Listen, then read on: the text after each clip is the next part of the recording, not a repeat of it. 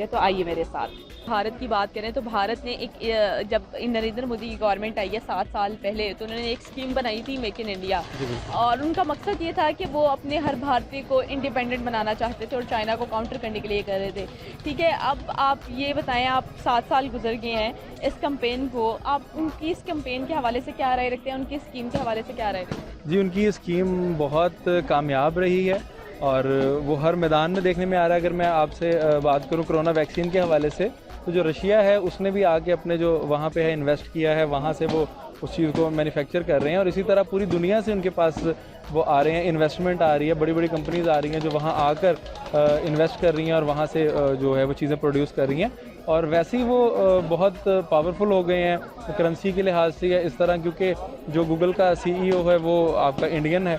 और इसके अलावा हमें बहुत ज़्यादा इश्यूज़ आते हैं पेमेंट गेटवेज़ के हवाले से, क्योंकि मैं फ्रीलांसिंग से ताल्लुक़ रखता हूँ, तो पाकिस्तान के अंदर अवेलेबल नहीं है पेमेंट के मेथड और वहाँ पर उनके हेड ऑफिसेज़ हैं, यूट्यूब हो गया, पेपॉल हो गया, तो इस हवाले से वो बहुत अच्छी चल रही है और बड़ी अच्छी चीज़ है कि वो एम्पावर कर रहे हैं हर इंसान को इंडिपेंडेंटली, और वो वहाँ की चीज़ें, वहाँ की प्रोडक्शन को ही करें और वो चाइना को क्रॉस करना चाह रहे हैं। इस सेंस में उनका तो वैसे भी थोड़ा मसला है ना उनके साथ।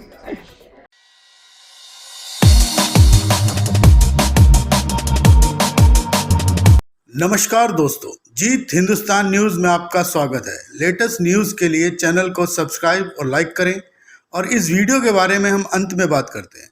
अच्छा, ये स्कीम जो है ना, ये मेरी नज़र में तो इसका हमें बहुत ज़्यादा फ़ायदा, हमें नहीं मतलब उनकी कंट्री को इसका बहुत ज़्यादा फ़ायदा हो रहा है, बहुत ही बेनिफिशियल साबित हो रही है। ये इस पर बहुत ज़्यादा वो काम कर रहे हैं और बड़ा अच्छा काम कर रहे हैं।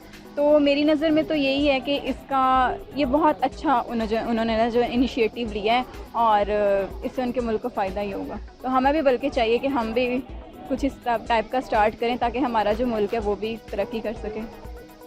देखें जी, फर्स्टली किसी भी मुल्क की अगर बात करें, खा वो इंडिया ही क्यों ना हो, हर मुल्क के जो भी लीडर होता है उसके कुछ विजन्स होते हैं। वो चाहता है कि वो कुछ अपनी आवाम के लिए करे और वो ज़रूरी ज़ाहिर सी बात है, अगर वो उसको सेकंड टाइम हुकूमत मिली है तो उसकी कोई रीज़न है, उसने कुछ मेक इन इंडिया बनाया होगा ना, कुछ उसने, जैसे कि वो न्यू इंडिया करते हैं, वो पहले वाला नहीं कहते।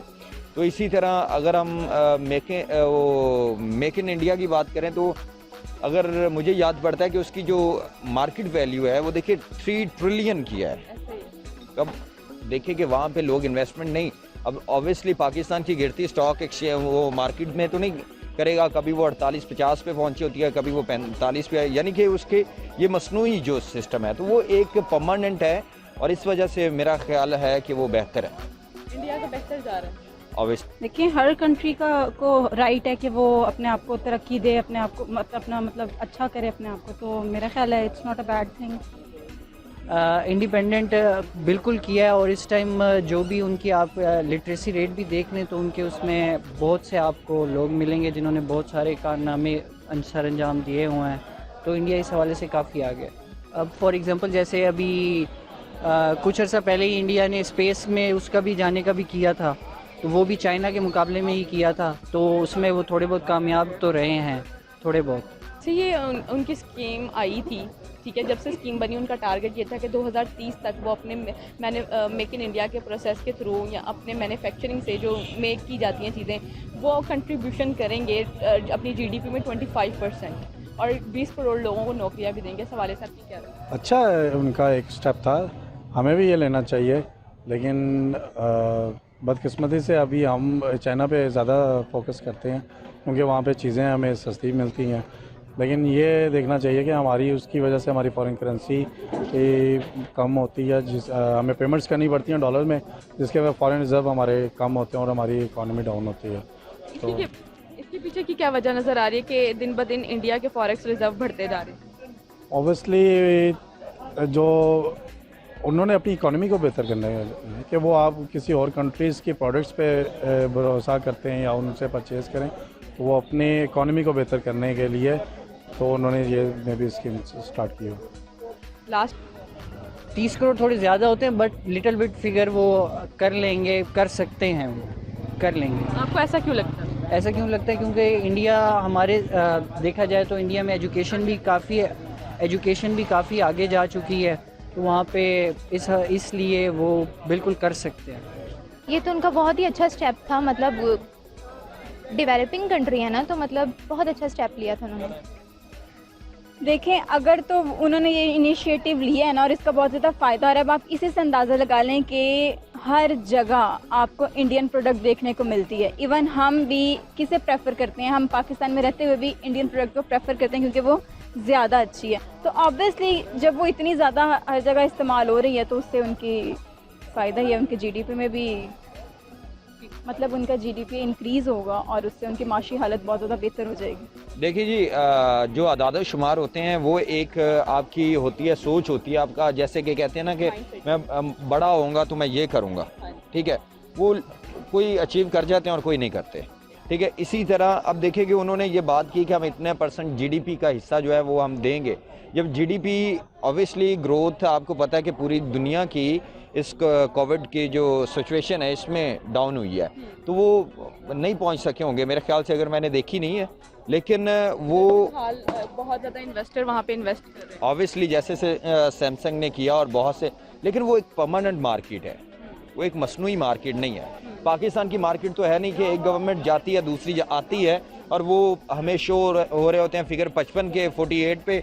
अगर मैं बात करूँ, जब नवाज शरीफ गया 48 पे गया था, ठीक है, और वो इमरान खान आया तो वो 28 पे आ गई, 28 से फिर 48 पे गई। अब कोई जाएगा तो ये फिर वही, यानी कि जो इसकी असल वैल्यू है, तो आप भी वहीं पे इन्वेस्ट करेंगे जहाँ पे आपको अपना प्रॉफिट नज़र आता होगा। अच्छा, अप्रिशिएट करती हूँ कि अच्छी उनकी पॉलिसी है और अच्छा वो काम कर रहे हैं, तो कीप इट अप। इस हवाले से ये कि अभी जैसे कोरोना आया था पिछले साल डेढ़ में, तो सबका ही तकरीबन के रेट नीचे गया था, लेकिन सब ने उसको बड़ा अच्छा ग्रो किया है और जिस तरह अब दोबारा उनका रेट है तो मुझे लग रहा है कि वो बहुत जल्दी इसको वहाँ तक ले जाएंगे। लेकिन पाकिस्तान के अंदर हमारा रेट अभी वैसा नहीं है।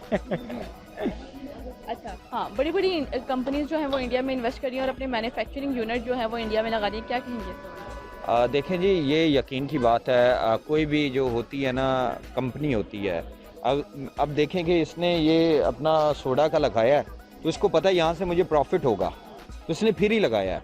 अब वो देखें इतनी बड़ी मार्केट है 3 ट्रिलियंस की US डॉलर्स की, अब तो ऑब्वियसली वो पाकिस्तान में, अब सैमसंग ने अगर बात की है तो वो एक छोटा सा हिस्सा हमें खुश करने के लिए कर दिया होगा।